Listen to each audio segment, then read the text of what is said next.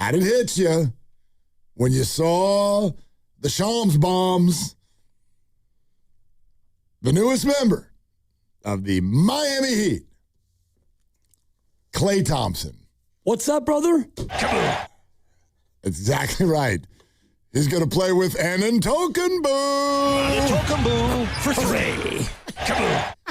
It's great. Isn't that amazing? I hadn't even thought Holy about cannoli. This is crazy. I hadn't thought about the fact that dude is now, he's now Giannis's play-by-play guy. Antetokounmpo for 3. Antetokounmpo for 3. I didn't realize that either. Oh, my God. I just realized that. That's so great. Oh. Yep. But Klay Thompson as well. Negotiated a buyout from the $17.5 million expiring salary with the Dallas Mavericks. Klay said that his priority this summer was to join a contender. Yep. So he will be a member of the Miami Heat. And they are more of a contender than Dallas. So, yeah. They're more of a contender than the Golden State Warriors. Yes. Yeah. Kaboom. Yeah. And I agree. I don't really see them as a contender, but I'll buy that they're more in position than the Warriors are. Right. I mean, if you want to go ahead and slot the East in terms of contenders, you've got the Knicks, defending champions, in no order. The Knicks and Philadelphia and Cleveland. Boston. And Boston. Detroit. And Miami. Maybe they show up next. Toronto just got Kawhi. I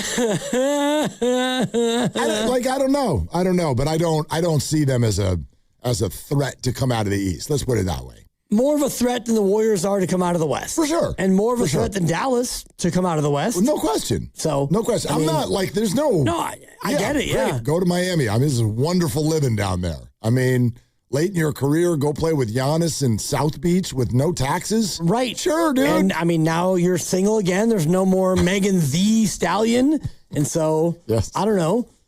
Klay's got himself a decent roster, and he loves, he's somewhat of a yachtsman. He likes being out there on the open water. Yeah, he's back to the water. So you go to a place where there's water, and there are, I think, female companions who you might be able to, encounter. It's getting uncomfortable. It's a little bit of I'm doing my John Miller. I'm trying to. I don't know why John Miller needs to be the voice because when you start talking about women on South Beach. Well, it's when you talk about things that are maybe what? Are you kidding me? So you approach it with the certain sort of tempo as a John Miller. I think that Klay will find himself there. What is going on here? Wow. I'll tell you, Bob, what's going on. For the love of God. Clay's going to Miami, and there are hot chicks there, and Mike Breen's on the call. That's what we're talking about. Stop! Why did your mind go there? Because... What does this have to do about... He's not going to Charlotte. No. Bang! Pretty sure Klay Thompson will have as much luck as he would like to have with the opposite sex wherever he lives. That's an unbelievable assumption. That's true, but if you want to talk about the ultimate destination sensations as a single, wealthy, handsome NBA player, Miami's probably either number 1 or number 2. Sure. We should come at this from a different angle. No, we should come at this from whatever angle we come at this with, and this is the angle I've taken. Okay. I'm going to try to switch the angle because I feel like... Exactly. Do you think the Warriors even... I have no idea what he's making in Miami. I don't know what he's making. I wonder if the Warriors even called. I wonder if they even tried. Maybe Klay wouldn't have even taken the call, as you said, right? They're not a contender. I don't know. It's funny, though, because I do see the Warriors right now in the age of Jimmy Butler and Moses Moody being hurt. I'm not this isn't a run it back thing. This isn't a nostalgia thing. They could use a 2/3 wing that shoots threes. They could use one. Right. Yeah. And so could Miami. And so could everybody. But right. Yeah. And if you're Klay, I mean, would you rather go somewhere new where you can just be yourself, be Klay Thompson, or come back here where it's going to be, oh boy, you're back here with the Warriors and, it's Draymond and Steph and, maybe you come off the bench. I'll tell you what, when Podz gets tired, Klay, when Podz needs a breather, you go ahead and you come on in and you play your 8 minutes and then we'll take you out. That's an interesting way of looking at it. Do you think if Klay were on the team, he would start? I don't even know. He didn't start in Dallas. I don't know if he's going to start in Miami. Right. He probably wouldn't, right? I don't know. He might. I'm just looking at their team, and you've got, Giannis and Bam, and hi, this is Andrew Wiggins. Right. And you've got Bobby Portis. Maybe he plays the tough guy 4. Forgot that he was rejoining Wiggs. Yep. And you got Hardaway Jr. and Davion Mitchell. So I don't know. Depends on what you want to do with your team, but Klay's going to get 25 or 30 minutes. What is the Warriors starting lineup? Handicap that right now. What is it? It's going to be. I got Steph at the 1. Thank you. I got. You got Podz. Kristaps at the 5. Draymond ideally, at the 4. Yep, and then probably Yaxel at the 3. At the 3 yep. and Podz at the 2. Is that what we're? Is that check Kalshi? I don't think that they do that, and you can look that up for your read now. Maybe Melton at the 2. Oh, Melton. Over Podz? Maybe.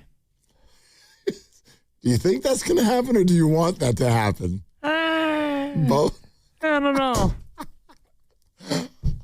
I have arrived at a point where the whole Podz thing just tickles me. I'm just going to that's going to be the angle that I take on that this year. I think it's funny how uncomfortable people get with Brandin Podziemski. I don't understand it, but that's okay. A lot of things I don't understand in this life. So yeah, I think it's amusing. It's amusing what happens to people's shoulders when you bring up Brandin Podziemski. Yeah. It gets all tight. It just reminds me a little bit of the Barry Zito thing, and obviously at a different price point, but when they paid Zito what they paid him, and they did that because they needed a palate cleanser after the Barry Bonds experience, and so Zito got all that money, and he was never really good enough to earn that money until the playoffs in, 2012, was it? 12, yeah. And he actually, he had a great start. He saved their bacon. Right. He saved their bacon. But even at that, fans will still look at that and say, what an overpay, and he was a bum and this and that. Such a unique experience, right? Like, there's 3 things that stand out with Barry Zito. It's the biggest contract that the Giants had ever signed, and it was it ended up being all in all terrible.